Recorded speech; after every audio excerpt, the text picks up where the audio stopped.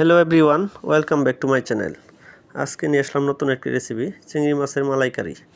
তো আমি প্রথমে দিয়েছি প্যান, তারপর দিয়েছি সয়াবিন তেল, দিয়েছি 2 টুকরা দারচিনি এবং তেজপাতা।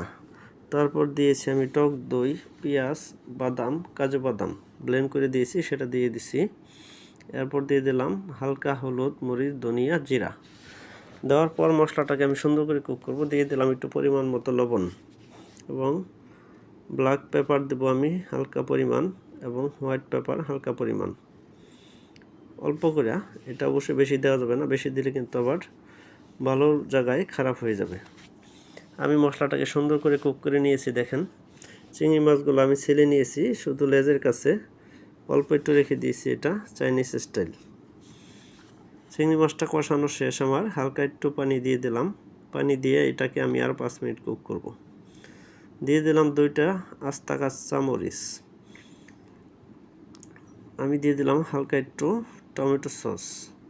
দেওয়ার পর দেখেন আমার আইটেমটা পুরোপুরি রেডি। কত ইয়ামি হয়েছে আর কত জুসি হয়েছে। খুব সহজে আপনিও চাইলে বানিয়ে নিতে পারেন এই মজাদার রেসিপিটি। তো আমার ভিডিওটা যদি ভালো লাগে অবশ্যই চ্যানেলটাকে সাবস্ক্রাইব করবেন। ফেসবুক থেকে যারা দেখছেন তারা লাইক ফলো দিয়ে পাশে থাকবেন।